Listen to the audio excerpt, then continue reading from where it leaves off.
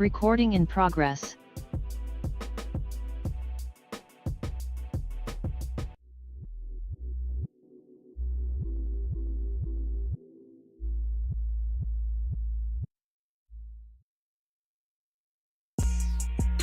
Oh yeah, we got him. Trey, Frazier, and Maestro Styles, you know we got one.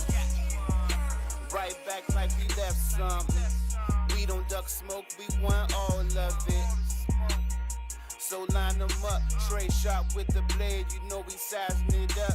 I'm quick to catch the fade, you know Styles making the cut. Cause we coming out clean every time that we showing up. It's gonna be called the Barbershop. Yo, what up? What's going on, folks? Welcome. It's another edition of the Barbershop Sports Talk Podcast. You can check us out live on our YouTube channel, Facebook Live, Twitch, on Twitter at Barbershop SPOR2. I'm Trey Frazier, and that's the homie Maestro Styles over there. Yes, sir. Yes, sir. What's good, man? What's going on?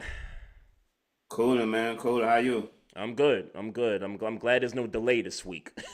Yeah. Definitely sound better this week, man. Glad- Shout out to D. Yeah. Shout out to her. That was a dope appearance by her last week. So, but yeah, man, I'm back in town. Last week was the spring break for the kids. Spent about 6-7 days down in Georgia, helping moms with some stuff around the house and all that stuff. I already told you the situation off air. But yeah, man, we back at it this week, man. How'd the week go for you? Normal, man. More work to do. We're just gonna keep on going until some fruit come out. Yeah, that's what's up, bro. Got a good show, man. We got a guest coming on in a few minutes. Renee Washington is a sports journalist out of Philly. Covers all the Philly teams.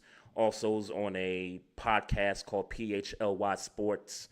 Covers the Phillies, covers the MLS team up there in Philly. So she's going to talk with us a few minutes, talk about what's going on with these Sixers. Joel Embiid, I heard, is coming back in tonight's game. The Eagles are, trading away guys, and, we got that going on. So we'll chat with her in about 20 minutes and, see what she got going on, with her platforms and stuff like that. But I guess where we want to start, man. Do we want to celebrate the life of Vontae Davis? Yeah, man. Rest in peace to Vontae Davis, man. And thoughts and prayers, condolences to his family, man. DC native, Dunbar High School. All the positive things you could say about somebody from the area, can be said about him. I mean, he made it, man. You know what I'm saying? Like even I guess he retired in 2018. After that, had a transportation company. Like it wasn't like he just kind of, I guess he lived the quote unquote American dream. Well, he had all the highlights of the NFL and a long career in the NFL, but then still had something to do after it was all over, man. And that's admirable. Yeah. That's certainly admirable. For those who don't know, he died yesterday, found dead in his grandmother's house in Florida at 35 years old. Man, just saddened. I mean, there's no details as to what happened. I saw that they said they don't suggest any foul play was involved. So we still kind of left in the dark as to what happened. But that's certainly not the important part. The important part is that, like you said, paying homage, celebrating a dude who had a good career. For what you want to say about being a Hall of Famer and all those things, he was a solid cornerback in this league for the duration of the time he was in the league. Yeah. I mean, I think it was Florio, I seen talking about it, and there was a conversation around, let's say, 2013, 2014, where you could consider him to be one of the best corners in the league. Mm-hmm. He was certainly in that conversation. So like I said, definitely had a solid NFL career and still had a life after his career, man. So definitely some a life to celebrate. Yeah, 10 years in the NFL. Was at Illinois for about a couple years, 3 years, doing college ball. He was a two-time first team All Big Ten when he was at Illinois, and then when he got into the league, 22 interceptions for his career, 4 forced fumbles, did score a defensive touchdown in his career. I remember mostly his Colts career. I think for me was more the highlight of his career than he was with Miami when he first, got into the league. And then we know what happened when he got to Buffalo. There was a game. I forget who they played. It was halftime, and Vontae Davis decided, you know what? I had enough of it. I'm just going to retire at halftime. See y'all later. I don't want to deal with this. And this was back in 2018, I think this was. Yeah. So, so right before the Bills kind of got on their run there. But yeah, it's sad, man. And by the way, too, this is the younger brother of tight end Vernon Davis. Yeah. Shout out to Maryland and shout out to, Vernon Davis and the family, too. This has got to be, tough for them to deal with. Rest in peace to Vontae Davis. 35 years old, man. Too young. Way young. Way too young, bro. Way too young, man. But I guess the transition to some more positive news. Did you want to get into last night's basketball game? Hell of a game, man. Hell of a game, man, and a lot to talk about, man. A lot to talk about. To talk about.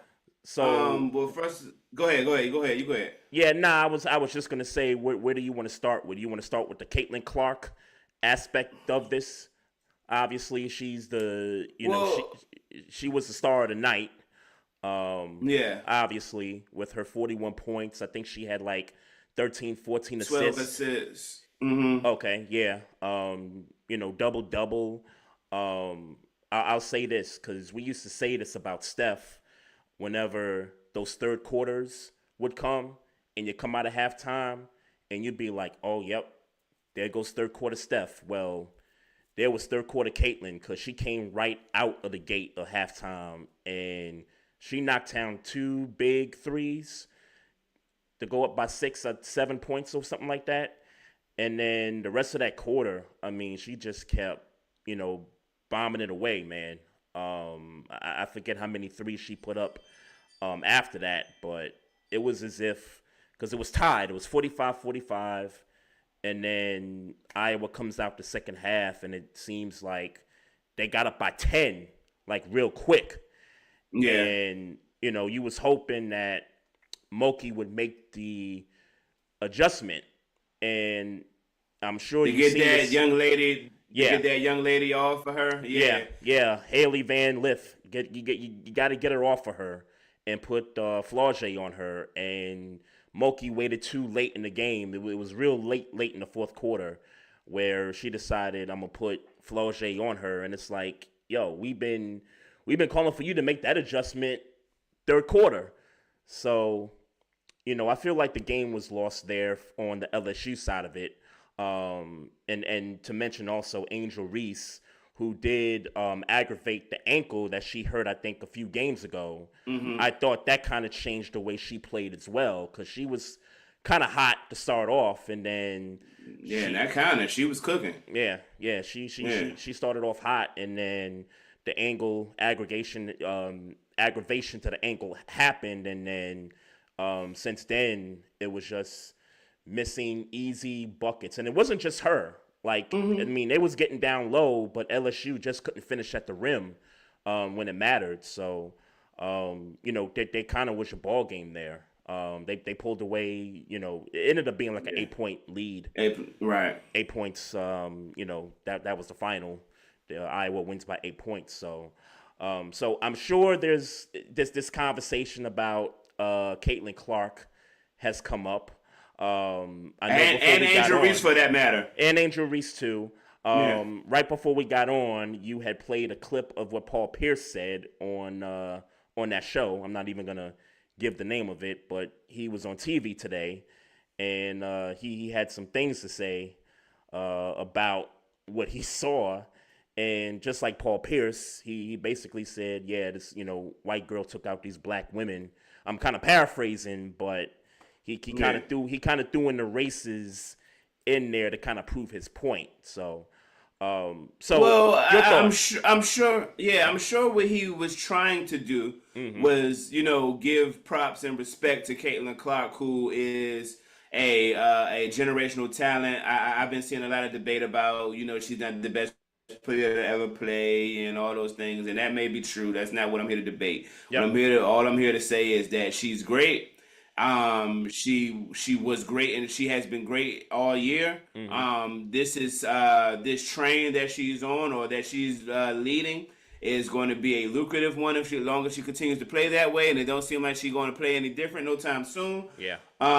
You know what I'm saying? So I'm sure all he was trying to do was give her respect. I don't know why he felt like race needed to be brought into it. I don't know why he needed to allude to LSU not being dogs because they lost this game.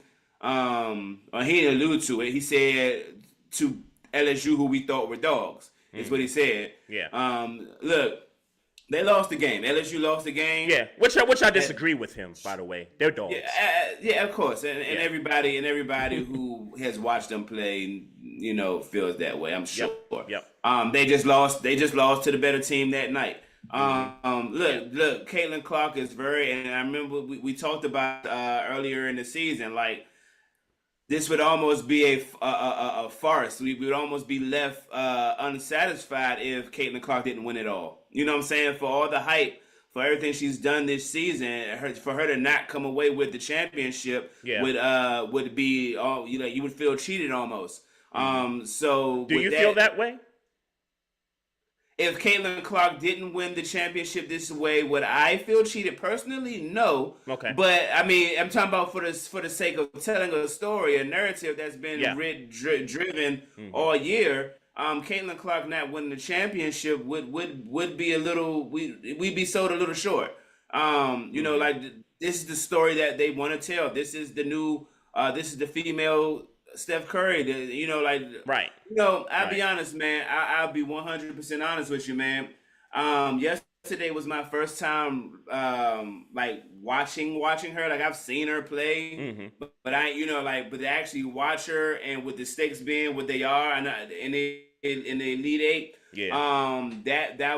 that was a showing, man. And it's not like she completely dominated. Like she had turnovers, she had some negative moments in the game, but I mean. To sit here and watch her pull up, it's a thing of beauty, man. There's no other way to slice it. Yeah. It's a fucking thing of beauty to watch her do what she does on the court, man. She's definitely her. And this is kind of that storybook. Or not, I mean, I know it's not over yet, but this would seem to be that storybook ending. I don't see how. I mean, obviously they got the Final Four and the championship left over, but I can't see this not being the end of the story there of her hoisting the trophy at the end of the tournament. Yeah, so I'm almost certain that the masses would love to see Caitlin Clark win the championship this year. Looking at the competition that's in the Final Four, and we don't talk about UConn enough. I feel like we didn't talk about them enough this year. They've kind of had somewhat of I would say a down year, at least for their standards. And Paige Beckers, who we kind of forgot about because she had an injury last year, and then the year before she went through something. Before Caitlin Clark, Paige Beckers was the one that was being talked about as her. You know what I mean? And then obviously, like I said, the injuries happened, and so we didn't talk about UConn that much. Well, I watched them last night too. I watched them go up against Juju and USC, and that ended up being a good game also. And I kind of feel bad for Juju in a sense of how she felt about losing the game, and I know she wanted it so bad, to get her team to the Final Four and all that. And I kind of felt bad, and I kind of felt like because I wanted Juju in there. Like Yeah. we talked about it a few weeks ago. Like Juju, South Carolina, LSU, and Iowa. Like that would be like the dream Final Four.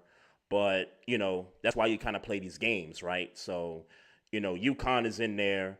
NC State, who is having, I guess, this Cinderella year, and not just on the women's side, the men's side also too, which has never happened before.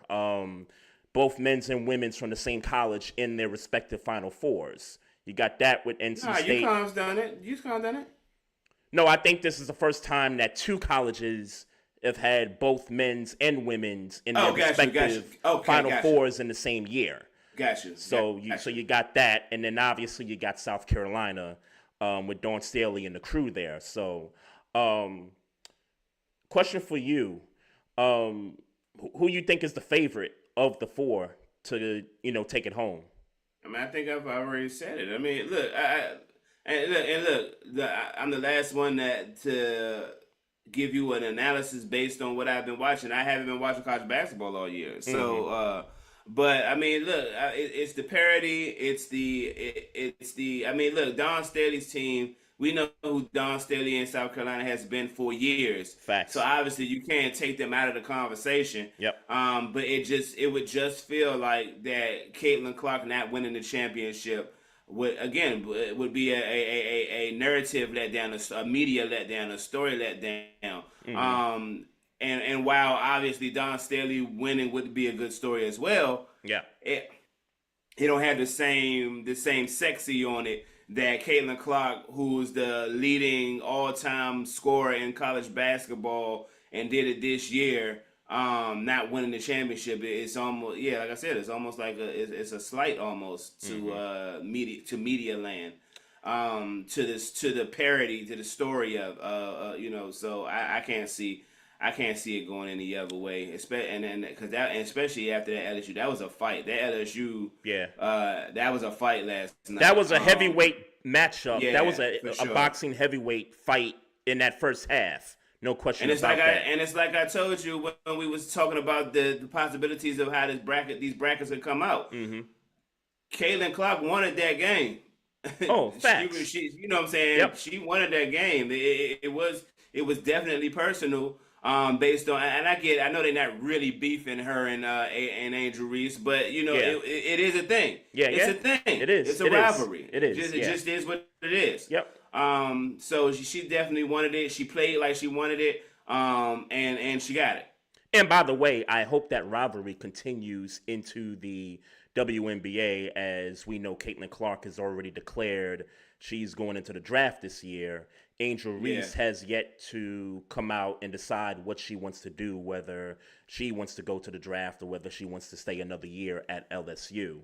But as far as the media narratives go about who's the favorite, I will say personally that I think South Carolina is the favorite, but I'm kind of with you in the sense that I think the team that has the most to gain and the most to lose is Iowa. Because Dawn Staley's got the chip already. Yeah, for sure. Auriemma has got the chip, or he's got chips already. You know what I mean? NC State is a Cinderella. I mean, NC State is probably the team that has the least amount of pressure, if any, going into this, Final Four, right? So, so for me, Iowa has got the most to gain and the most to lose, whether they win or lose this, in this Final Four. Yeah. And look, I hate to be this may be in ignorance because I don't watch women's college basketball or college basketball for that matter. Iowa got to do it this year. Caitlin Clark going to the draft. She going. They're not going to be. You're right. This is a wrap for them. Yeah. This is a wrap for them. It's not like a lot of people are talking about. Ooh, we want to go to Iowa. All that. And I don't think their recruitment gets any stronger. In the next coming years. So this is kind of a window that's like right here, right now. Right here, right now. That's right. Because we might not get it for another, however many years. Yeah. So, for certain, the stakes are high. In Yeah. the great words of De La. Yeah. Facts. So predictions for you for next weekend. What do you think? Iowa versus UConn, which that's going to be a great game. And just to add a little context, I saw somewhere on Twitter that Caitlin Clark wanted to go to UConn. Yes. And they never even looked at her tape or some videos. Like they never even considered her to go to UConn. So look, she seems to be a very fiery young lady. I'm sure she's going to take that with her into this game Friday. And look, again, man. Personally, I don't know. I don't have a real opinion. I know what I watched Caitlin Clark do last night, and I'm off that high. I know that. Yep. So, to be honest with you, it's going to be, in my mind, it's going to be South Carolina and Iowa in the championship, and it's just a matter of where you land. I think South Carolina is the better team all the way around. Yep. But you just gotta respect that this chick is gonna pull up from the logo if she might and make them. You better have a plan. Unlike Moki last night, you better have a plan, which I'm sure Dawn Staley has plenty of them up her sleeve for certain. And true, and true indeed. But let's be clear, she might have a plan, and that don't mean it's gonna go away. Like this is. I get it. This is Caitlin Clark is generational talent. It's just who she is. Yep. So respect her as such. She's a star. You know what I'm saying? So respect her as such. So yeah, you're gonna put all your plan in play to throw off her game, but it might not work. To knock off Gino and to knock off Dawn Staley back to back, that would be monumental for her. I mean, it would put her, for me, and this is just for me because, and I've seen the debates already on the timeline. Me personally, I don't put her, she is one of one. Like, she is generational. She's, to me, the greatest woman scorer in college basketball history, but I do not think that she's the greatest player when there's players like Candace Parker, Diana Taurasi, Maya Moore, Cheryl Swoops, Cheryl Miller, those names that we're familiar with. I can't put her there just yet, but I think if she beats these two teams, because that would be the path to the championship, then I would put her in that group of names there. Yeah, for me. Well, let me be clear. She's in the group for me. She's in the group. Now, where you want to rank her in that group is up to you. She's in the group for me. Okay. Look, you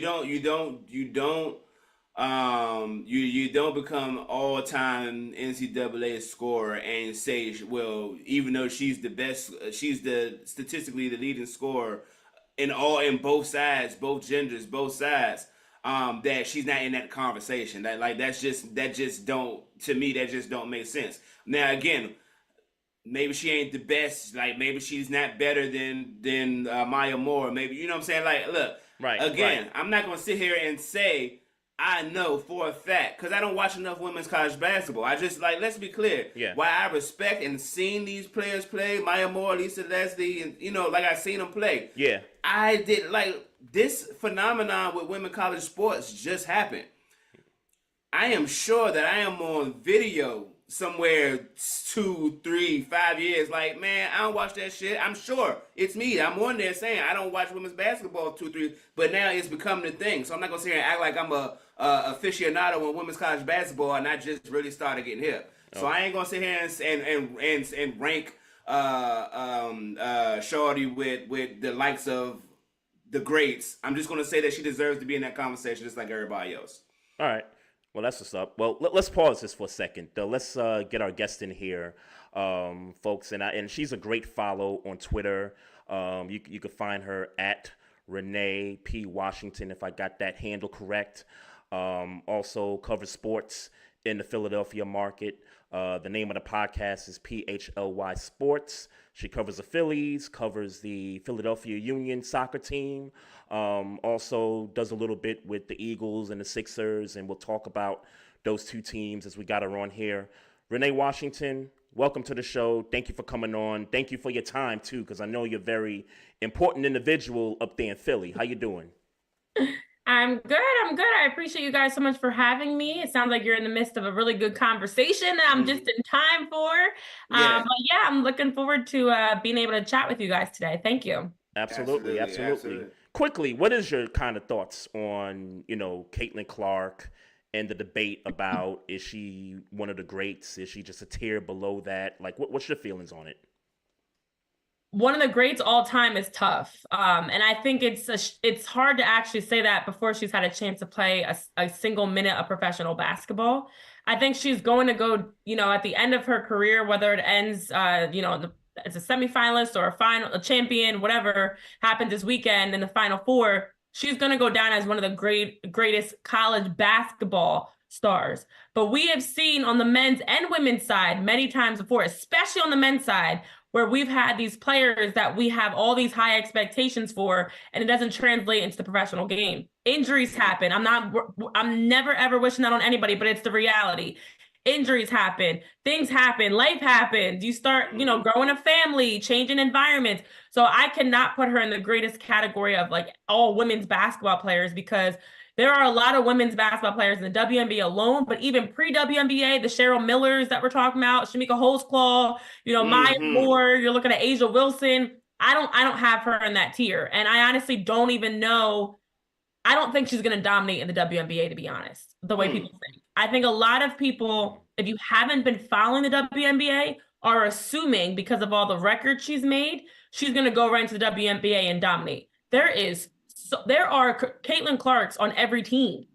This is like saying back when we said Zion Williamson's going to go on the NBA and dominate and be the next LeBron, and we see how that played out. Yes. It's not going to be as easy as people are thinking, and it's really hard to make that next step from the college to the pro level and just be dominant. We've seen few that can actually do it from day one, but Yeah. it's really hard to accomplish. So I think she's a great player, one of the greatest college basketball players we'll ever see, hands down iconic, legendary in what she's done for the women's game. But I'm not going to get ahead of myself when I've heard this comment. I've heard people asking this too. And I'm like, nah, you guys just give Yeah. her some time. Give her some Right. time. But she's not going to be, I don't think she's going to be the GOAT. I don't think she's going to be the greatest ever at the end of her career. No hate. Yeah. Yeah. No, I can agree with that. Yeah, like I think we're okay. Allow me to cook, if you will. I was gonna say because she came out firing hot. Yeah, I like. Yeah, I like it. So here's what I'm thinking. College, where it stands right now, my thought is that women's college basketball is a bigger basketball institution for women than the WNBA is. Is that fair? I agree with that. So women's college basketball is a bigger, like there's more Basketball opportunity. institution. Well, sure, yeah, especially now with NILs, but maybe more. But I'm talking about where, if you ask the common fan who watches basketball to watch, what's their choice? Do I want to watch? Oh, yes. So I think that your career, unfortunately, and I think it is growing in the WA, but I think your career for a lot of women was kind of peaked. Peaked is a good word. Peaked in women's college basketball, and the WNBA is kind of like the forgive me, I know this sounds disrespectful. The swan song of a women's NBA, of a women's professional basketball career. Now, I pray that changes because professional basketball should be your climax, should be where you playing the best basketball of your life. But it seems like because of how the WNBA is received, media coverage, I guess the stakes aren't as high. And maybe that's a outside looking in type of a conversation. But with that, with the institution being or the infrastructure being more prevalent in college basketball, a lot of women go to the WNBA and just kind of like you almost forget about them unless you're Brittany Griner, like the tops. Mm. Okay. I think the issue is because I have had this conversation. The issue is people are more excited to watch college basketball in general, definitely, but definitely on the women's side, when you talk about March Madness. And that's where a lot of women's basketball players become a household name in the postseason. But then they go into the WNBA, and for whatever reason, that viewership doesn't translate. And it hasn't. In the past, like the over the years, March Madness has had incredible numbers on both sides. That's always been the case. But it doesn't translate into the WNBA the way it translates into the NBA. You know, when guys go from college basketball into the NBA, you're still following them. You're still watching games. You're still trying to see, for the next 10 years, however many years, how they're going to, be traded from team to team, whatever.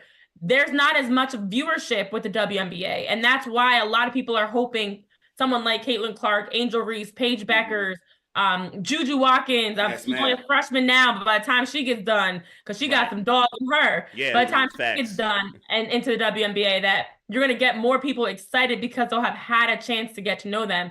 But there's a couple issues. One, the WNBA doesn't have as many teams and as many roster spots. So a lot of times you actually will see players that have been drafted, MVPs, all-stars getting cut with nowhere to go. Because there's not enough roster spaces and there's a lot of talent.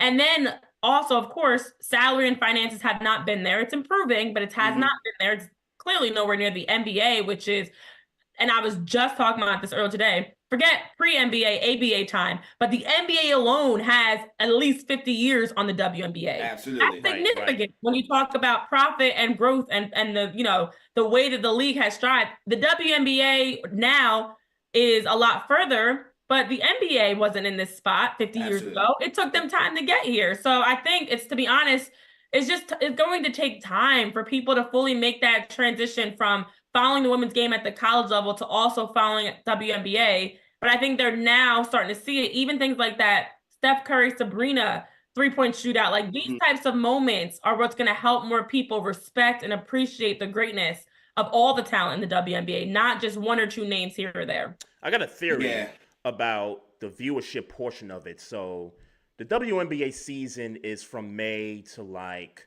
September, October-ish, right? So you're going right into the summer where baseball's kind of taking up viewership, at least from the master side of things.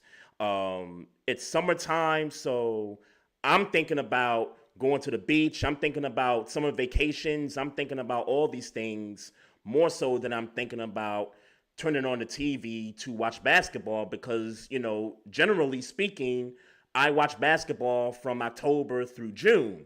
So I think that's a part of it too when it comes to the viewership portion of it, is that their season is at a time where there's not a lot of folks that's thinking about, sports, watching on TV. They're thinking about things that relate to, summer vacations and, things like that. So, but I think you're right, Renee, in the sense that the names and the players are going to be able to help grow the WNBA from a viewership standpoint and really from a popularity standpoint too.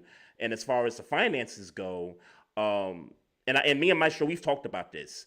Some of these owners that own NBA teams that also own WNBA teams, they're kind of ahead of the curve when it comes to the finances and stuff, the resources to be able to put into these teams.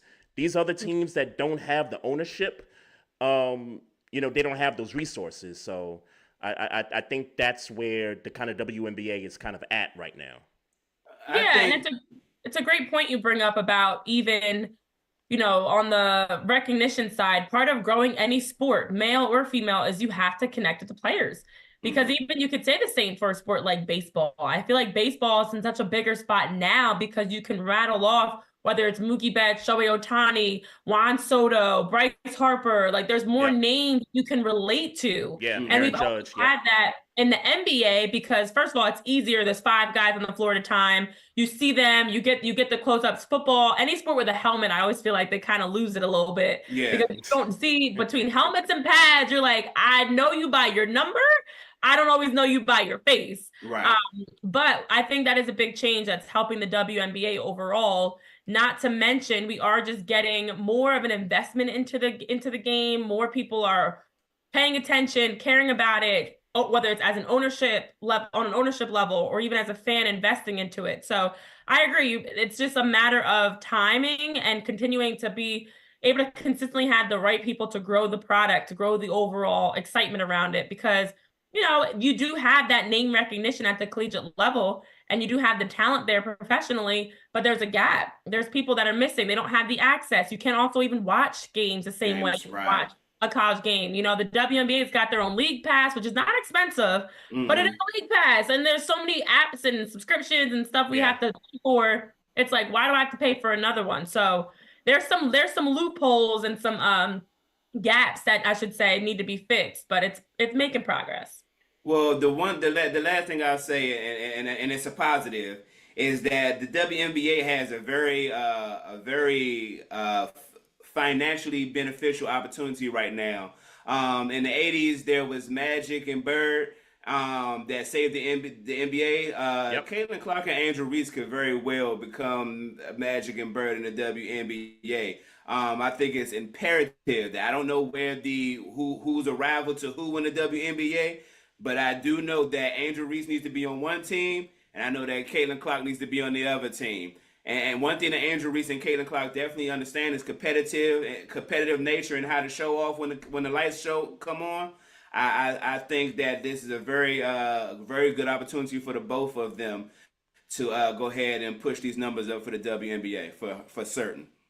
Yeah, but that's such a good point in itself. The narratives, the drama, the beefs of, the bad boy Pistons don't like the Bulls and they're fighting, like those Malice at the Palace, Bird and Magic. Some of the best moments in sports came through those rivalries, which is why when people complain about, Angel Reese and Caitlin Clark talking junk to each other, I'm like, no, you need this. Right. This is what gets people excited. Now people are taking sides. Now they're invested. They want to watch. They want to see who's going to get the last laugh and everything. So what makes sports great is we enjoy the stories around them that connects us to want to watch more. We love watching basketball or football or whatever sport it is, but you love it that much more when there's a reason. You're now rooting, you're cheering, you're excited, whatever. So I do feel like we've gotten more of those narratives that are slowly growing versus it being like, oh, everybody's friends and there's no problems, there's no rivals, there's no beef. We're just going to go out and play basketball. Now,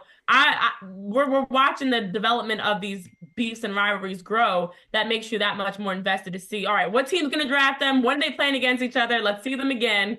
Just like you're talking about. And just to add to the conversation, like when SC and LSU got into it in the tournament, that was their thing. I almost wish Don Staley didn't apologize. Like kind of milk it like how Moki did it. You know what I'm saying? You know what I'm saying? Because with Wild, you should teach your kids different in the locker room. Now we trying to push a product. And one thing I think Angel Reese does, she understands I'm here to push a product. Yeah. And I think that's a lot of what she does, and I think she's going to be a star because of it. I agree. I got one point, and then we'll move on.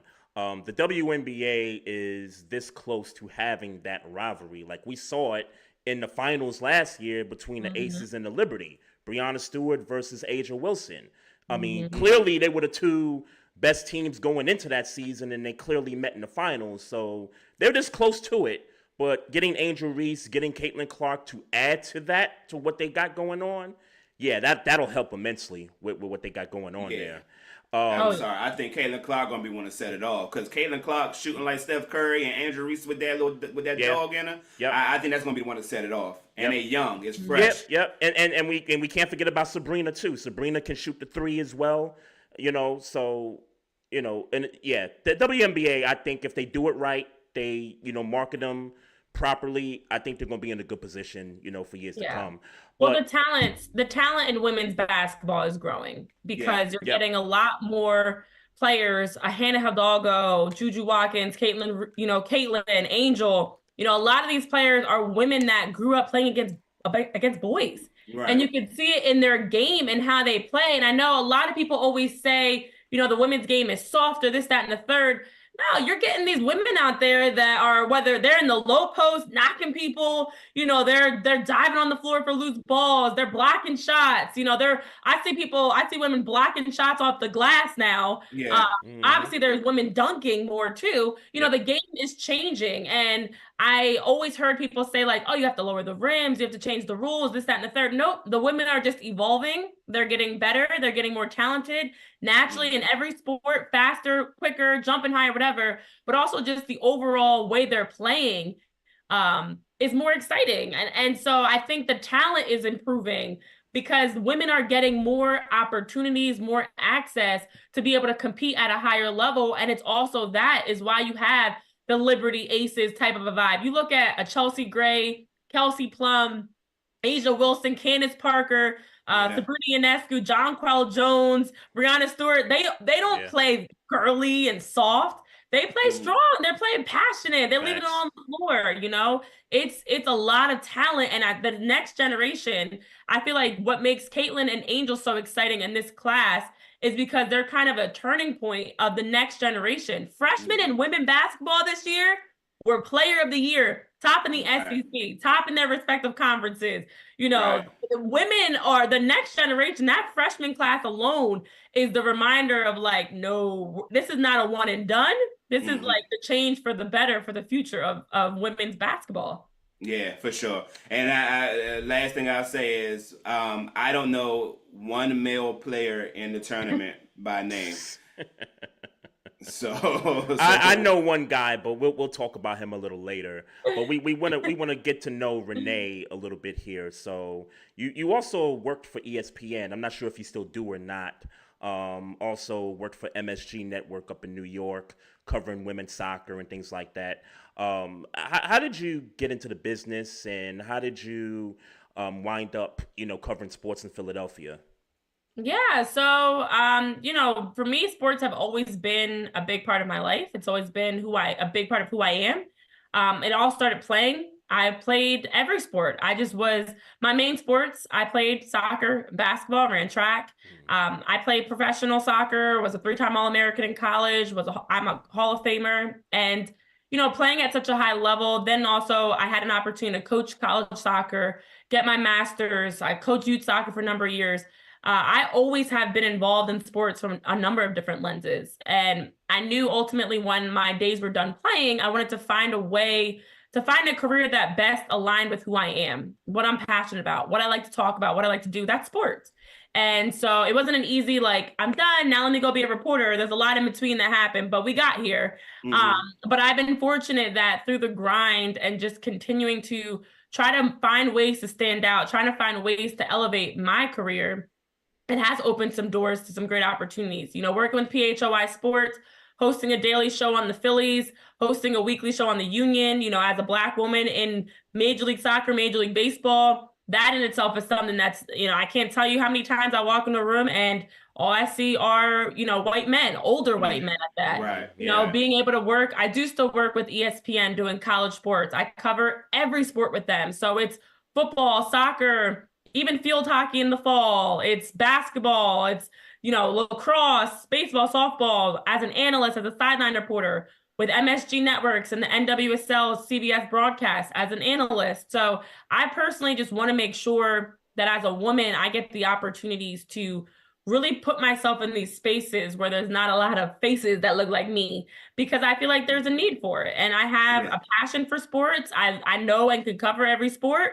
And so I just enjoyed being able to kind of, take something from each. It crosses over. Being able to talk about what makes Bryce Harper great in Philly also crosses over to Jalen Hurts, also crosses over to why Caitlin's great with Iowa. Like, there's so many similarities and crossovers in sports.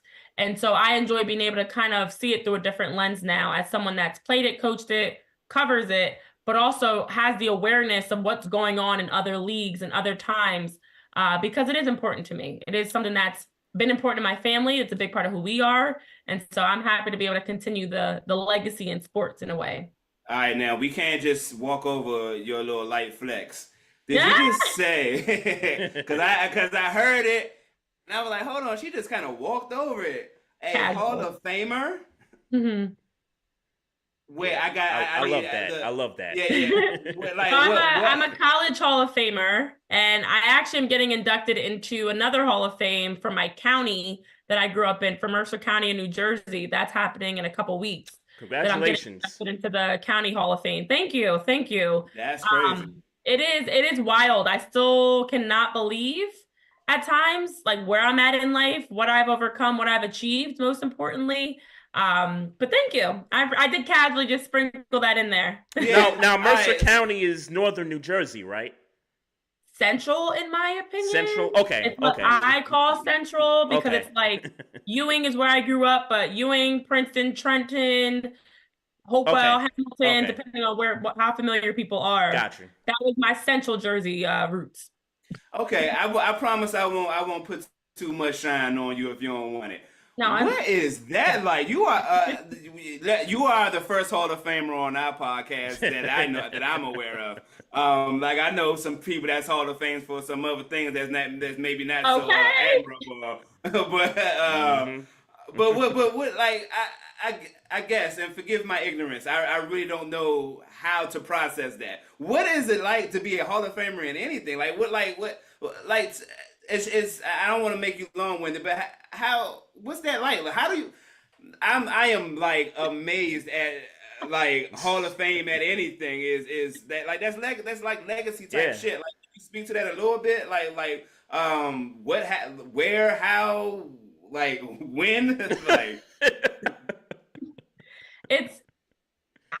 I don't know. Honestly, I've been really blessed and fortunate because I mean, you had to be her clearly.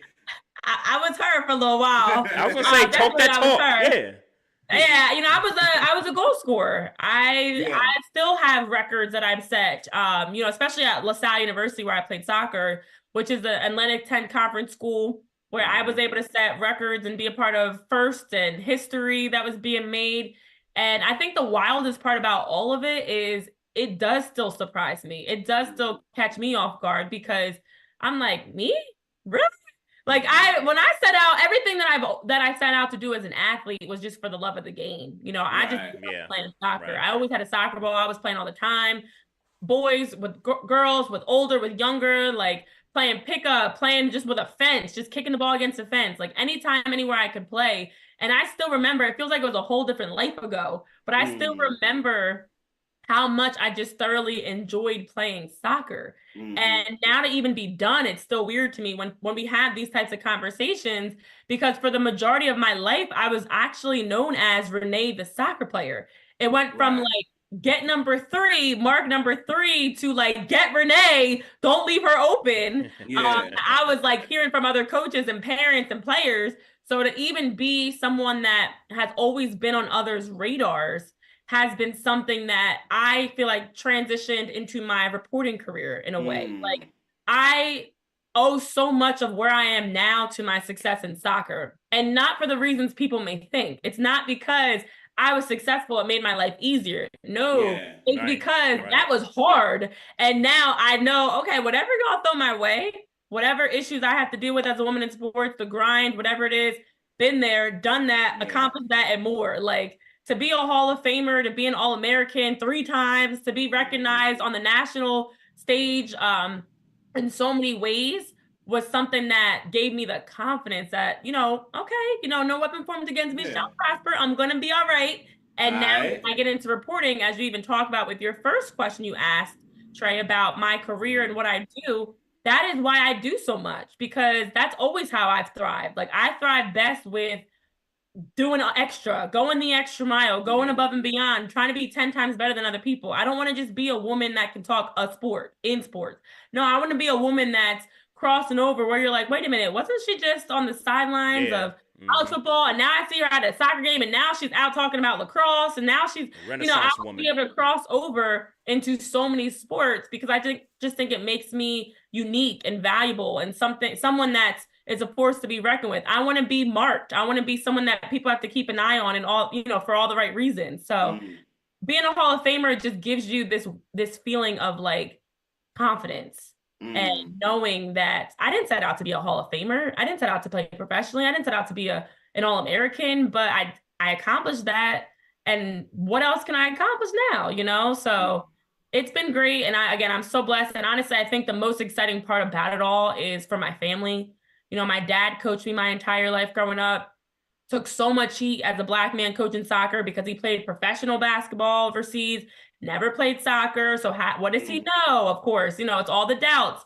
And so just to see all the doubts that my family dealt with and all the adversity we dealt with, I think that's the most exciting part for me to be able to kind of give this back of this is because of you. You know, this is, you know, it's thanks to you that I'm able to get to this point in my life, but I'm not done. Hopefully, you know, there's a lot more to accomplish. Yeah, love that testimony. Yeah, don't sound like you're done by any stretch. I was gonna say you could probably host a late night talk show at this point with the way you're going. I would love to. That's the hope. but it's funny. So now I know somebody that I could talk soccer to now. My two kids play youth soccer here in Maryland, and they just starting to get the spring season going and everything, and so. I'm just so proud of the kids and stuff, and you know them being able to excel at the game of soccer, and you know have somebody on a podcast, you know, talk about it is pretty dope too. So you're the second person on this podcast that has dove into soccer like that, because I'm still trying to figure it out as a soccer dad myself. It's hard. It's very hard. It's getting much better. As we talk about the growth of sports in general, soccer is one of those sports that is behind and that's not diverse and unfortunately not welcoming. There's a lot of things that, you know, I've seen, dealt with, heard, you know, worked through, whatever. But it is getting better. And it is a sport that has a lot of opportunity, which is partly why I feel like it's so cutthroat and so cliquey and so, you know, so much politics and things, because there's so many opportunities in soccer. It's incredible. Yeah, so well, no, Trey took the words right out my mouth because I'm about to insert myself. Now, I'll give you two stories really quick. One bad, one good. So I made my daughter try to play soccer a couple years ago, and my daughter's a glam girl, and she ain't have it. But I do have a nephew, a 15-year-old nephew who has been groomed. His home is a soccer factory. He's not allowed to do nothing damn near but get good grades and play soccer. Okay. So I'm a link y'all up because he's nice. Like he nice.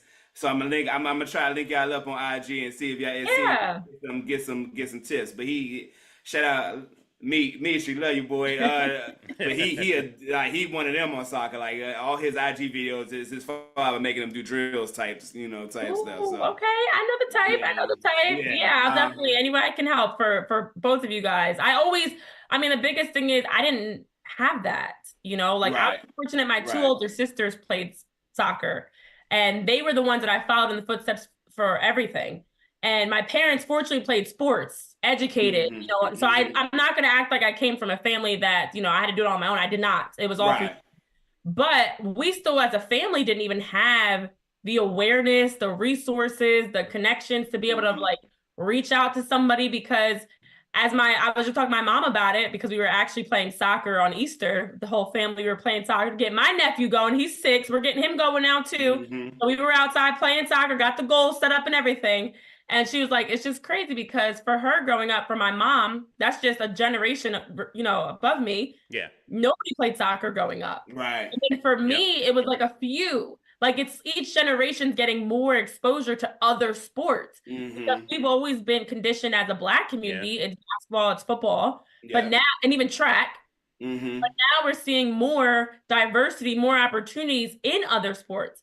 Baseball, where they're giving out, you know, $8-9 million contracts at the professional level. Man. You know, bless you. You're now seeing more people like, okay, I'm gonna get my child into some baseball, or even with soccer. You see the deals that someone like that's guaranteed money right there. I went there, but to see the deals that, you know, players are getting in other sports, like, wait a minute, basketball and football are not the only sports I can play and get paid. I can go play and I can play for 20 years in another sport too. And it's safer. If I wanted to. And it's safer too. Exactly. That's the key right there with baseball and, you know, compared golf, to those sports. Baseball, soccer, like these athletes are playing for a very long time, making extremely nice deals. That's it.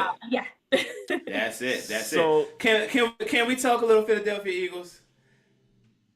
Can we Sure. talk a little Philadelphia Eagles? I guess. Look, I I see New York in the personally, background for you, Trey. I uh-huh. don't know I'm who gonna, you're I'm, in I, well, of, Maestro. I'm gonna start. I'm gonna start with gratitude. I want to start with gratitude. I am a Pittsburgh Steelers fan, so you have graciously taken Kenny Pickett off of our hands, and I am thankful. I am thankful for the Philadelphia Eagles organization because anybody who knows me knows that I never wanted to draft the kid. No, nothing personal to him. Just never felt like he was the guy. Now I rode with him because we drafted him, but I never thought he was the guy. How are you feeling about the Philadelphia Eagles so far? And if you can ever get to a Philadelphia Eagle insider, people who make decisions, tell them Maestro personally says thank you for getting Kenny Pickett out of my locker room. Wow, wow, wow, wow, wow. Okay. Listen, congrats to you guys on Russell, on Justin. That happy for you, super happy for you. I will say it was extremely surprising to hear that Justin Fields was possible and that instead the Eagles picked up Kenny Pickett. Still not really quite sure how they fumbled the bag on that one because I would rather have a Justin Fields than a Kenny Pickett. Now, on the other side of that, I do appreciate Jalen Hurts as the everyday quarterback. I have faith in Jalen. I do know he gets a lot of heat, especially from Eagles fans directly, because he's Jalen Hurts. Okay. Mm-hmm. You can say it. You can say it. It's because he black. It's because he black. I know. They be talking crazy up there. Kenny Pickett, for example, gets treated a lot of fanfare, and Kenny Pickett has not ever been good. But Jalen, has to deal with so much to prove himself, and I empathize. So I always am going to root for Jalen. I'm going to root for every black quarterback, period. Yep. But I will say, for the Eagles, it's been a tough start to the offseason. First of all, we had to say goodbye and retiring, Fletcher Cox, and for Jason Kelsey, huge veterans, guys that really connected with the community, with the city. Then the Hassan Reddick trade that broke on Friday. Yep. Yeah. Jets was a conditional third-round pick in 2026. It's bizarre, but essentially it was them trying to cut. There's been some locker room issues, which was very evident in how the Eagles fell apart and crumbled like a broken lawn chair at the end of the season because there were some things going on behind the scenes and some personalities that some toxicity, they just weren't meshing. So for Hassan Reddick, who's clearly been, openly saying he wants out, fine, you get rid of him. I just would have liked a little bit more in return. But it's been a weird time. There's been a lot of moves being made. I mean, I was looking at a list of there's like over a dozen moves that have been made in the offseason. The Eagles have been very active. How very active. But there's a lot of people that have faith that this actually is going to be a Super Bowl caliber Eagles team and that there's a lot of positivity, a lot of optimism. I'm not sure yet. I got to see how they look on the field. But I don't know. I was just having this conversation that the Eagles actually should have, the best O-line that they've had in a little while. They're getting a little younger, which is a positive on both sides of the ball. All three phases of the game needed adjustments and new fresh faces brought in, new voices, new guys. So I am happy that they've been doing that. But you're welcome on Kenny. I got two theories. I got two theories with the Hassan Reddick trade. So Bryce Huff was a swap for Hassan Reddick because he was with the Jets before he became a free agent and the Eagles signed him. Number two, so you know how people in the front office, they've worked for other organizations in the past and they have these relationships with, previous owners and things like that. Well, Joe Douglas, who works for the Jets as the GM, worked in Philadelphia for a number of years, knows Howie Roseman and knows Jeffrey Lurie and those guys. And I felt like the reason for the compensation for Hassan Reddick was sort of a, hey, we do you a favor, I do you a favor kind of a thing. That's kind of how I envisioned that trade going down because when it first happened, it didn't make sense to me. But then kind of connecting the dots, it's like, okay, this was more of a favor for a favor. Yeah, I like Renee's story better. I ain't gonna hold you. I like her story better because now you're saying like I'm a not get the best for my team because of my relationship with the Jets employee. You Yeah, don't think like that happens though? You don't think that happens? I don't think in a situation that bad, no. Okay. Like the Okay. Eagles clearly. I mean, say what you want about Bryce Huff. Mm-hmm. The Eagles lost in this situation. Oh, It's not even, agreed. Agreed. it's not even, It but was it's not kind of even like, close. bye. Yeah. Like we Yeah. need to get you out of here as soon as possible. You know, something's going on. We want to at least get something for you because you're gonna walk regardless. So Yeah. let's get our conditional third round pick and move on. Yeah. I feel like we want volunteers, now hostages is what happened with Hassan Reddick as opposed to them having a relationship with Joe Douglas. But the positives, because I should have I had to get the negative out the way first. I'll loop back around because it's been a lot of great moves. I do get a little nervous because someone like Saquon Barkley, who's been so injury plagued, but I do think part of the injuries, and y'all probably understand this too, is like when you are on a team that's just not good, you're getting hit a lot more, the ball's in your hands a lot more is just on you in general. It's football. You're after a while, those hits are going to start to hurt a little bit harder. So I do think for Saquon with this team, with the run game, there won't be as much on him. And hopefully he'll be able to, better manage his, physically himself, but also pick and choose his spots instead of versus being needed all the time. Devin White's another one. Like there's been some moves here and there that's been some injury plagued guys, but if you can get something out of them, CJ Gardner-Johnson. Right. No, you mentioned Huff, which I'm not even like. And that move is what it is. I ain't gonna hold you. They've been making moves. They've been making moves. Here in DC, no disrespect, but Huff is bad weed. So no, like that. Hey. You know what I'm saying? So Yeah. that didn't move the needle for me. It seemed like they just picked up somebody in Hassan Reddick. I'm with you. I didn't hear about the Hassan Reddick not being happy in the locker room stuff until you just told me, but that makes sense based on what they got back. I think you saw it like when you watch games though, because there were a couple games where him and Sirianni were kind of going back and forth. Like you saw it physically on camera with them just not seeing eye to eye with certain stuff. I knew there was something going on between not just him and Hassan Reddick, but like that team overall. There was something going on down the stretch there. Yeah, I mean, I think that's the hard part when you kind of run it back almost with a lot of the same, but then it was a weird combination of all new coordinators, new guys, but we're basically running it back, and it was just a weird chemistry, a weird mix. And first of all, to have two new coordinators and replace is really hard to do. Yeah. And then also you're coming off of a Super Bowl appearance on top of that, which adds extra pressure because you're the team that fell short. You're the team that got there and went the distance, but some bad defense fell short, couldn't score on offense. Anybody but Jalen Hurts could score. I'm sorry, only Jalen Hurts could score. Right. So now, fast forward, I think it was for many people, the Eagles should be a favorite. And that makes me nervous because we said the same thing about the Phillies, said the same thing about the Philadelphia Union. That's the Philly way, running it back with the same group, hoping that they can get further along instead of actually making some changes on the field in addition to the coordinators that you had to bring in. So I do feel like they needed a season to kind of regress, get that pressure off. Of course, even the 10-1 start had people, myself included, this team's going all the way. They should have. They had us too.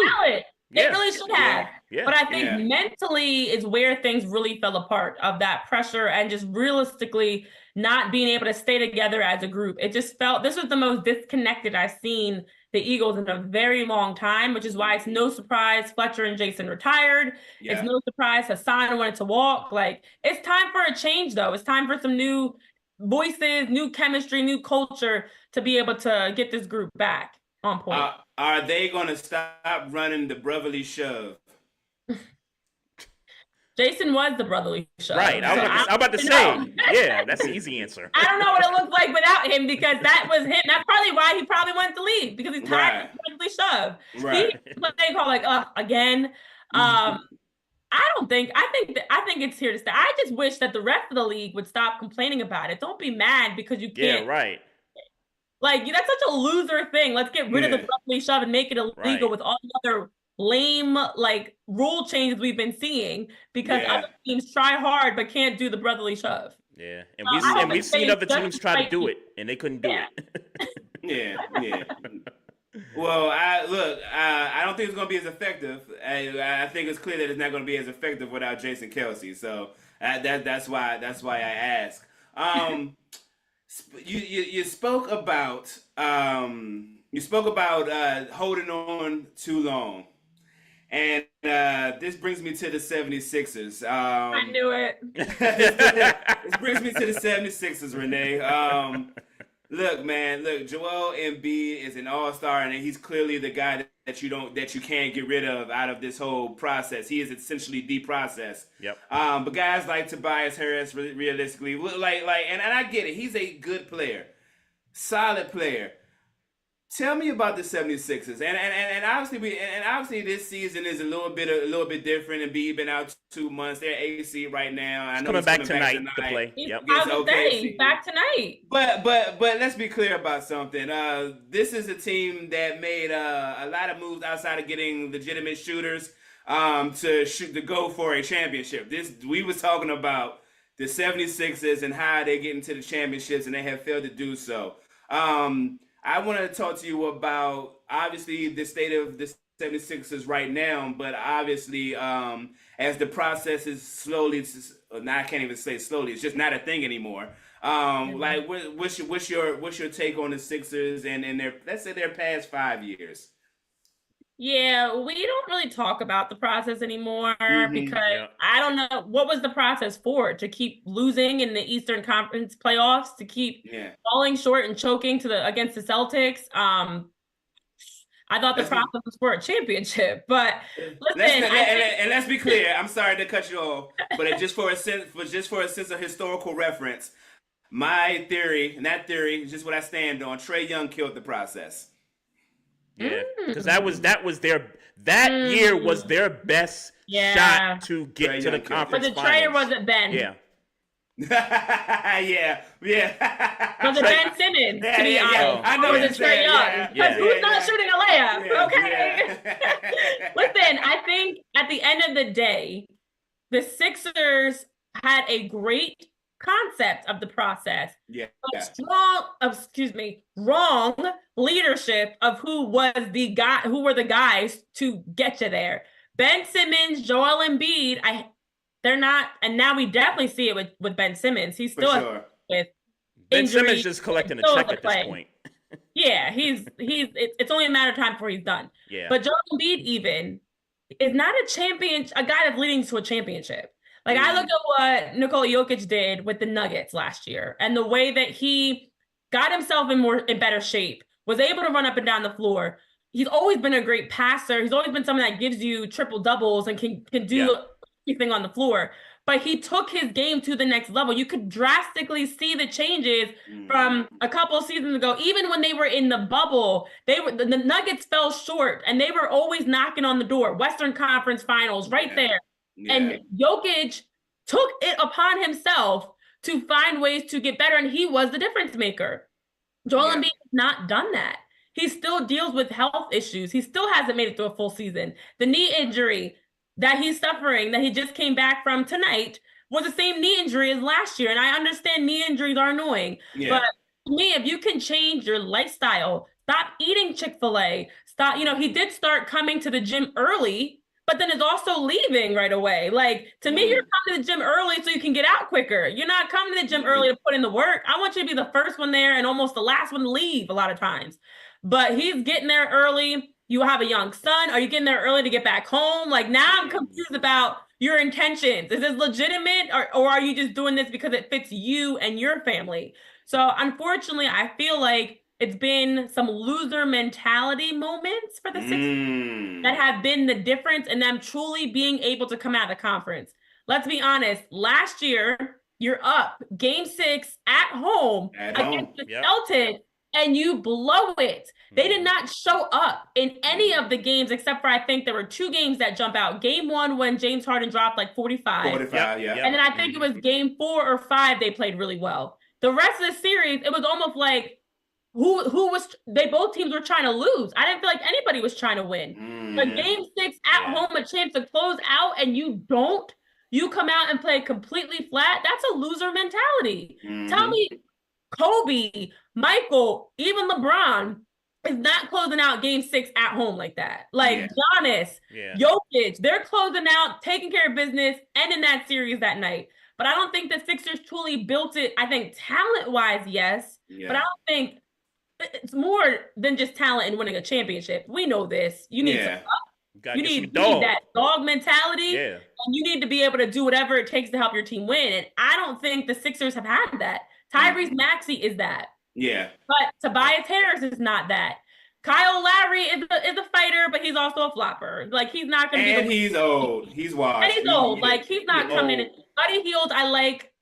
Campaign, I like, because I think they are at least aggressive and they play with intensity. But that's also what you saw last year with the PJ Tucker. Like, now you're just recycling the same. Pat Bev was that. Like, but they got Buddy Hield, right? Don't they got Buddy Hield? Yes. They do. Yeah. He was a nice addition. He's an actual scorer. Like, you need to bring in somebody a little bit different to help the team, but it feels like they're just you funnel all these guys out. You don't really replace James Harden's production, but that's okay. Tyrese Maxey at least stepped up. He's been phenomenal this season for the most part. But Joel Embiid is still going to be Joel Embiid, and I think the Sixers are only going to go as far as they can because of him. You know, I don't see them winning with him at the helm. So here's the real question. See, because now it's a value thing. Right? He's not the answer, but we keep holding on to him, building around for him. Right. He's MVP caliber right now. What's taking so long to get him out of Philly? Because I think it's a weird, tough situation to build. When you talk about the process, Joel Embiid was the process. And to now move on from him is kind of a way of waving the white flag that the process didn't work and we can't win a championship behind Joel Embiid. Because originally it was Ben Simmons and Joel Embiid. Right. Okay, well, we're finding out you need to only have one of them. Who's going to move? Who's going to stay? I actually was more for Ben Simmons staying at the time, which either way, both of them could go, in my opinion. Right. Both of them could go. But if somebody had to stay, I just thought Joel Embiid, the way he plays, falling all over the floor, forcing shots at times, not able to get up and down the court. You know, he'll have these great games. He's so streaky. Great game. And the next game, he's whining and complaining to referees. And the next game, he's trash talking, doing airplays and stuff. I can't keep up. So I think, to be honest, it's just they are afraid to officially pull the plug. Because if you get rid of him, you got to bring in who you bringing in. Now you're back to now you're back to trust the process again. Well, but here's why I feel, and to be honest with you, I felt like maybe 2 or 3 years ago, I just wasn't bold enough to say it. Don't say Jimmy Butler. Well, no, look, they messed that up. It was Jimmy Butler. That's who you should have. That's where they dropped the ball. Because to be honest, even with the process, to be able to have Jimmy Butler, Joel Embiid, you had a Tobias Harris that was still playing for that time. Ben was still able to be on the court. That team should have been able to do more. And then when you need to move on from someone, there's no way Jimmy Butler should walk. He literally carries the Heat to the finals. With average guys, the Tyler Heroes and Duncan. And that was the one. Did it 2 times. But they were so damn busy trying to trust the process when they had Jimmy Butler, a straight dog. But see now, because you lose Jimmy Butler because of it. Say what you want, I think Jimmy Butler would have liked to have been there. You know what I'm saying? I think he would have liked to have been there. So now you did that for Embiid. Embiid still statistically, he's where he is. You know, obviously some injuries. Burn it down. That's what I'm saying in short. Burn it down. No. Forget the price. Burn it down. Look, you're gonna get good compensation for Joel Embiid. You're gonna get great compensation. I can't see a situation where you don't get great compensation for Joel Embiid. So burn it down. I'd burn it. If I had a lighter, I'd be flicking it. Burn it down. Burn it down. Look, I want y'all to win in Philly, man. Look, I don't got much to root for. I'm a Wizards fan, unfortunately, so I don't have much to root for. Oh, sorry. So yeah, I know. I know. So Oh man. no. I was celebrating our 10th win a month ago. Like that's how crazy. Y'all had a stretch though, because you had the Bradley Beal John. I used to cover the Wizards. You had a Bradley Beal John Wall stretch that y'all were right there, and then you had the Rui Hachimura, and you brought in, what was his name, Isaiah Robinson. What we did. Yikes. We put too much in Bradley Beal. We put too much in Bradley Beal late, and then we put too much in John Wall early. John Wall is a phenomenal point guard. He's not a phenomenal star in the league. You'd be very hard pressed to get a star that's going to take you to the championship, and he played point guard. You need a wingman. So that's just kind of where we faltered at. And we've been trying to find a 3-man ever since, and we traded Rui, even though. And he cooked in LA. We trying to do what we could do Y'all with are Danny. burning it down right now, though. I feel like you're in the 100%. And I'm okay with it. I'm 100% okay. Burn it down. I just don't like talking to the likes of Knicks fans nowadays because they went in and all of a sudden, Suddenly, now that they're winning, now Knicks fans aren't also ready to burn it down because y'all was upset at the Garden when the Knicks were not good. It is good for basketball for the Knicks to be good. It's always good for basketball. Yep. And I like Jalen Brunson. I like his game. I like their team. They're one of those sneaky teams you can't sleep on. It's like them, the Thunder. Like there's a few teams that are really consistent, which is so key with how long the season is. Yeah. But to be honest, going back real quick, because I had to look up his contract. Joel Embiid's contract runs him through the 2026-2027 season. I don't know how you move who wants him. Okay, who wants him, unfortunately? And he's got a $213 million contract extension right now, that 4-year deal he signed in 2021. Who wants him? How can you offload him? It's a lot of money. And he's a guy that unfortunately has shown you his hand. Like, you know what you're going to get from Joel Embiid. He's not young where you can hope there's potential. He's injury plagued. He deals with health issues where he's not a team first guy. And then on top of that, he's a big guy, and I think that's why they kept him, thinking we can build around him. It's not every day you find a guy of his height and his size that can shoot and move and dribble. But no, we don't even need that in today's game. Like that's a damn problem. He can shoot. That's his problem. He can shoot. That is the problem because he won't go in the paint. Right. That's the other issue. He's either falling down on the floor or not going in the paint and watching. There's no rebounders because your big is standing at the top of the three, firing threes or dribbling the air out of the ball. That's why him and James Harden was a frustrating thing. It's just been these weird combinations. They messed up letting Jimmy Butler go, and unfortunately, the Sixers are stuck. Yeah. All it takes is one bad, stupid owner to be like, hey, I got these draft picks. I got this money. I don't care about the luxury tax. Or a contender that says we don't need you to be the primary man. Right. Or a contender that doesn't need you to be primary. Yeah. All it takes is one. Somebody out there will. I mean, the Knicks, and I as a Knicks fan, I got tired of this talking point. But for about 3 months, it was always, hey, Joel Embiid, look out for the Sixers. Why the hell would the Sixers get involved in a trade with the rival? You know what I'm saying? Like that to me, that doesn't make sense. Who? For Julius Randle? I didn't like that. That's like tomato. Like pretty much. And I ain't gonna hold you. I'm still picking Julius Randle right now. I would definitely take. I would take Julius Randle in that deal. That's a great deal for the Sixers. Julius Randle, a dog. He a dog. That's one thing. And that's the difference. Like if you're gonna have a big, get a big that's gonna be bodying people up in the, working in the low post. I don't even mind him shooting occasionally, but mix it up. Right. Yeah. Trying to be this 6'3" guard. Get in the paint sometimes. Work. He should be in a pick and roll. To the basket. He should be making himself even bigger. He should be grabbing rebounds left and right, putbacks. Like those are the things I want to see from him. But I think that's why he's always tired and even getting hurt because you're trying to do too much extra. Keep it simple. You are huge. Get to the basket. You should be dunking on people. You should be crashing the board.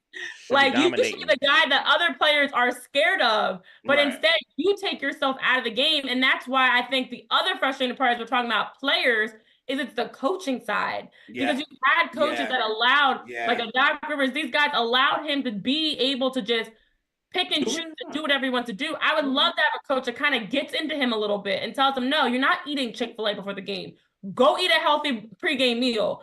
Go make sure that you're not only at practice at 7 a.m. before everybody, but you stay so we actually see you. And you're working with Tyrese Maxey, which he's been doing. Yeah. Even that. But that needs to be all the time. Tobias Harris, whoever, work with these guys. Put in the extra work. Like, lead by example, not just look at, yeah. So my last question about the Sixers. So he's back tonight, and there's about 7-8 games left in the season. Sixers right now, I think they're the number 8 seed in the East, so they'd be in the play-in. They'd have to win a game to get to 7, have to play 2 to get to the 8 spot. It doesn't matter because they're not winning the championship this year. I'm not even sure they're making it to a conference final, which really, that's the threshold that they're really trying to get over. My question for you is, because I know Joel Embiid matters when it comes to wins and losses. Like, they're so dominant regular season wise when he's in the lineup, and then they're like 14-27 when he's not there. If they get him back, and if he's 80% Joel Embiid, and they could get into this play-in, and whoever that is, they can get into a playoff series with, let's say, Milwaukee. Like, it stops there, right? In your eyes, a matchup between them and Milwaukee, it stops there? I don't even know if they get there. I mean, I'd be fine with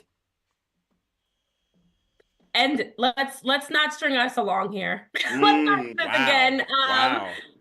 Listen, I think the hard part is what many people may not realize. You're talking about a Joel Embiid who's been out for a couple months. Yeah.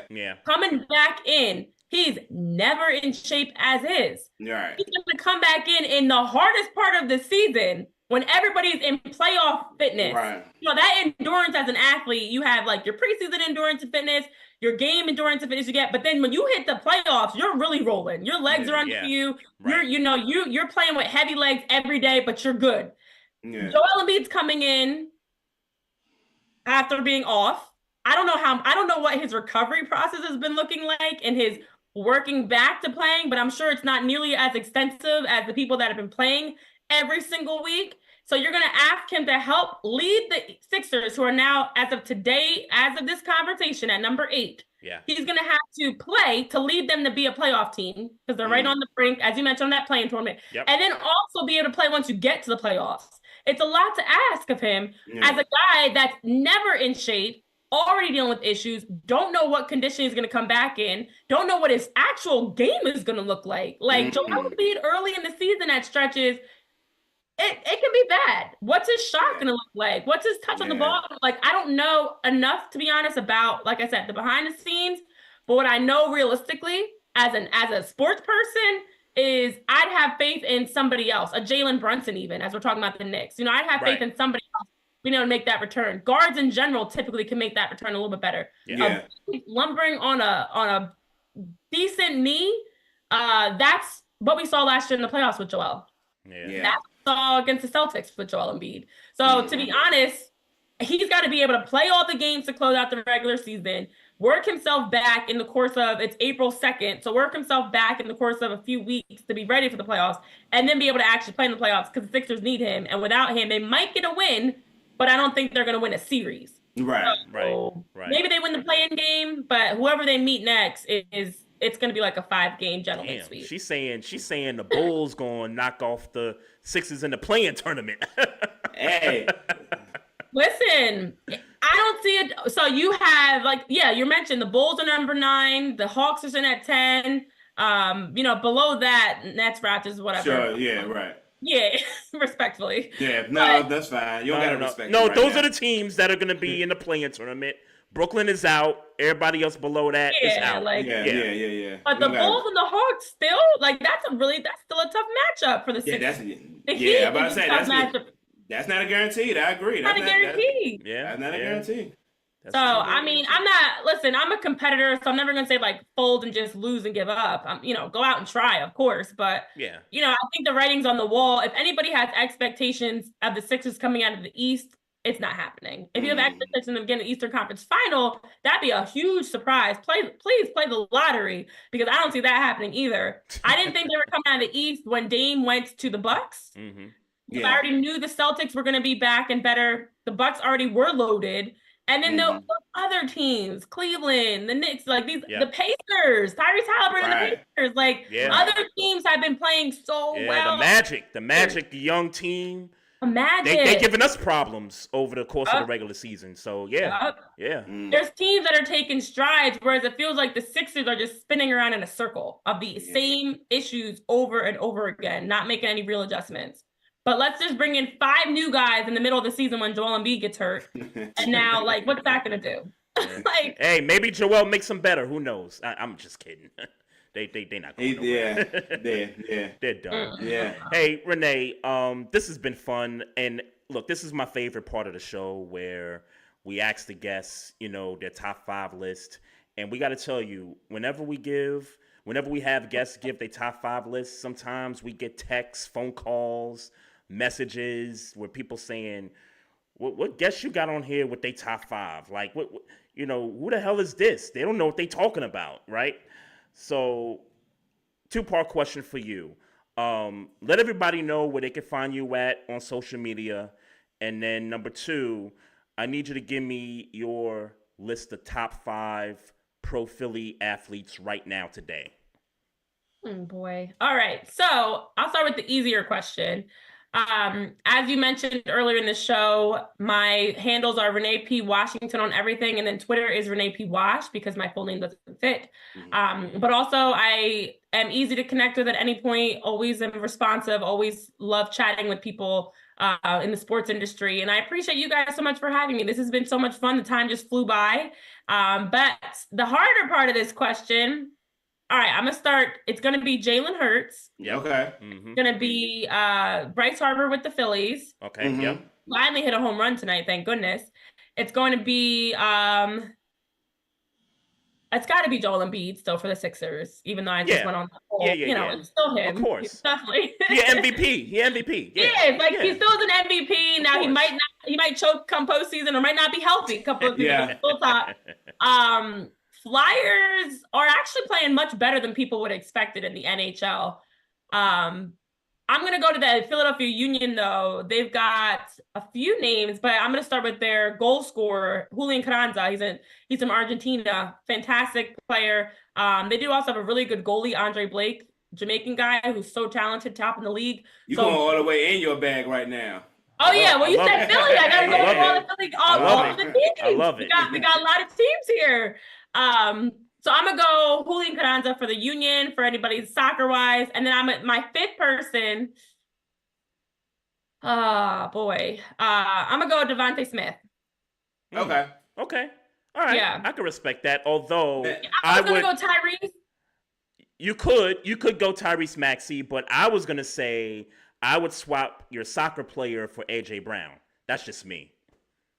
That's another one, actually. I forget about AJ. Yeah, maybe I'll swap Vontae with AJ, because I got to give love to all the teams. I feel bad not even putting a hockey guy on there, but Travis Konechny would be an honorable mention for anybody that's a Flyers fan. But I'm going to stick with my soccer guy, because the Union are actually a top team in the MLS. They are undefeated right now in the early part of the season, so they are a team to watch.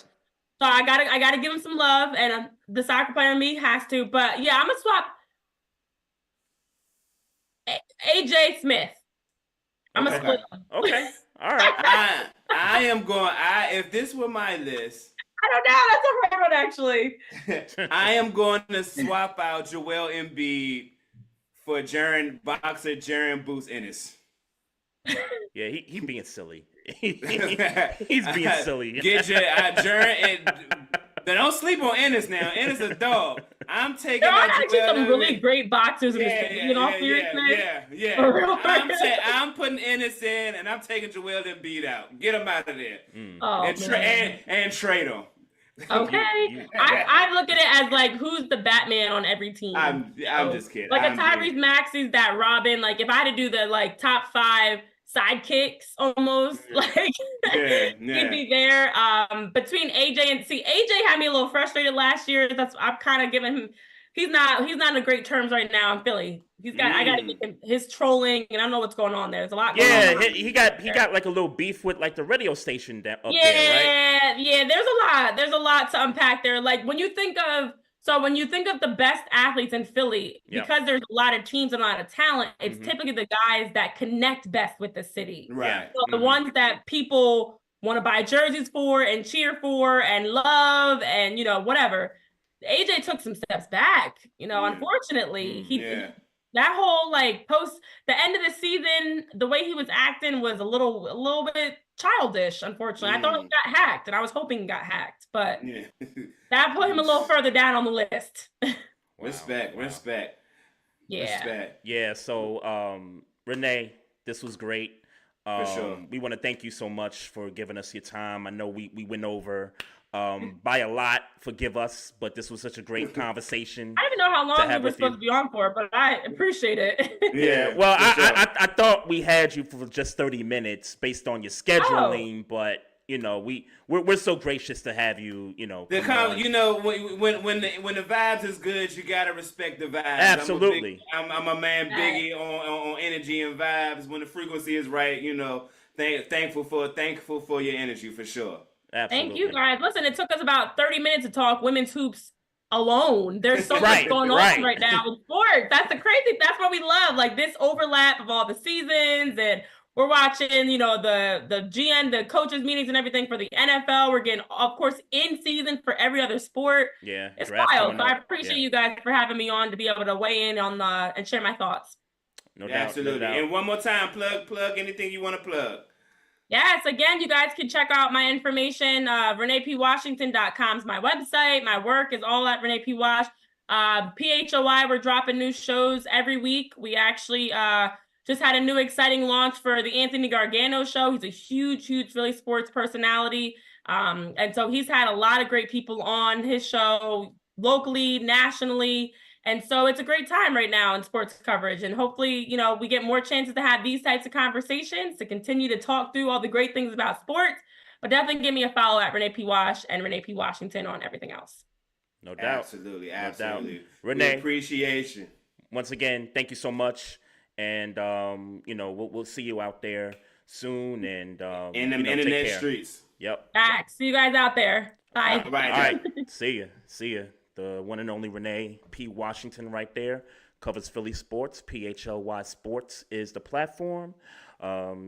Check her out. She's multitasking and a lot of stuff. I didn't realize she was still doing stuff at ESPN. So, that's dope, man. Dope stuff there. Yeah, first Hall of Famer on the show that we know of. Yeah. Watch all of a sudden past guests gonna be like, well, I was in the Hall of Fame. Right. I was in the Hall of Fame in soccer. Something crazy. That's what's up. Yeah, it's dope stuff there. But I mentioned something while she was on.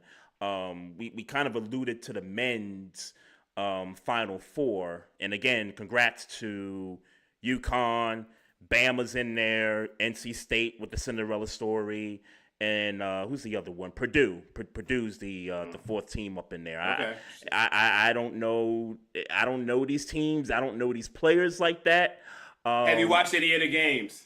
I have. Okay. I've watched some of the games. I'm gonna point to one specific game out there, and it was Houston versus Duke in the Sweet 16 last weekend. And this kid Jamal Sheed, I don't know if you've heard this name throughout the tournament, but he's Houston's best he's their go-to player for the University of Houston. And as a number 1 seed, they were favored to get to the Final Four. I even had them in my bracket in the Final Four. Sheed got hurt in the middle of the game, which was a devastating, thing to happen. And Duke took advantage of him not being on the floor, and Duke, was able to pull off the upset because of that. And I feel terrible for the kid, because, he balled out previously in the first couple of games in the tournament, and then to get to this point with the expectations and not be able to, get back out there on the floor because you hurt and stuff, seriously. It just sucks for the kid. It sucks for the team. Yeah. We hate Duke around these parts. So, in addition to watching them win was not a very good, not a very good sight to see. So, yeah. But shout out to the kid, man. Get well. Yep, absolutely. Have you watched any of the men's games? Like even a minute of it? Nope. Okay. Hey man, look, man. Okay. Like maybe more than ever as an adult, I am not interested. I just ain't. I ain't even interested. I ain't gonna lie to you. I ain't even interested. Nah, I feel you. I feel you. Yeah. Got better things to do. Well, but even normally, even if I ain't watching it, you put it on the TV on mute and kind of do whatever you're doing about the day. Yep. I didn't think. You ain't even had it on mute. You ain't even had it on the tube. Think, oh man, the game is on. The tournament is on. Let me go cut the men's tournament on mute. I didn't even think. And then also, I've been this past weekend I was moving really all weekend. So yeah, I was out, not like outside, but between church and family, and I was out all weekend, bro. Yeah. I am looking forward to getting in my bed this evening. Yeah, that life be lifing sometimes, man. Nah. But yeah, I can honestly say with the games I've watched, I'm still not enticed by anybody. Like nobody really jumps off the page to me. Yeah. UConn is clearly the best team of everybody in the tournament, and especially amongst the teams that's left in the Final Four. Like, I honestly think UConn is just going to blow by whoever they got to blow by to get the championship and go back to back. That's really where it's at this point. Like, there's really no, like, I'm almost inclined to not even take a peep at, these games on Saturday. Maybe, I may check out, I forget who Bama plays, but I might check out and see what Bama's going to do, because that's, I think, their first Final Four appearance as far as basketball is concerned. We think of Bama, you think of football, you don't think of basketball. So, for them, that's kind of a good thing for them, and maybe NC State, with their Cinderella run as well on the men's side. But I honestly think UConn is just too big. Like, I forget who they just played. They blew out somebody by 30 just to get to the Final Four. They've been blowing teams out every game they play this tournament. They've been blowing teams out. Yeah, I'm definitely not interested in that. Yeah, facts. Definitely not interested in that. Yeah, you got anything else? You got anything else? I sure as hell don't, and I gotta make a ride across town real quick. So, all right. Well, quick shout out to Mike Patton. He was in the chat earlier while Renee was on. We're talking about the whole Caitlin Clark thing. So appreciate his support and everything. Shout out to everybody else that's been viewing the podcast on YouTube. Make sure you subscribe to the channel. Make sure you let others know to subscribe as well. Also, we got a Facebook page, so make sure y'all click the like button on that. We got the live feed on there as well. Follow us on Instagram. Handle is at Barbershop Sports Talk Podcast. Also on Twitter at Barbershop SPOR2. You can find Maestro Styles on Twitter and everywhere else at Maestro Styles. If you got questions, comments about the show, hit us up on the email at barbershopsportstalk1@gmail.com. And if you're listening on the audio side, iHeartRadio, Spotify, Google Play, Apple, let us know what you think about the show. Write a review. It goes a long way. And if you watching this episode, we got a link in the description of the episode. We got a merch store. We got hats. We got T-shirts. And it's going to warm up a little bit. We in spring. We about to approach summer. Probably going to add some more stuff on there. But right now, we got T-shirts. We got hats. Support the brothers any way you can. Got some dope stuff. Got some good colors on there as well. So, love, peace, and happiness to everybody out there. Gonna have a dope one for you next week. And as always, folks, mind your damn business. Drink some water. Oh yeah, we got him. Trey Frazier and Recording Maestro stopped. Styles, you know we got one. Right back like we left something. We don't duck smoke, we want all of it. So line them up, Trey sharp with the blade, you know we sizing it up. I'm quick to catch the fade, you know Styles making the cut. Cause we coming out clean every time that we showing up. It's gonna be called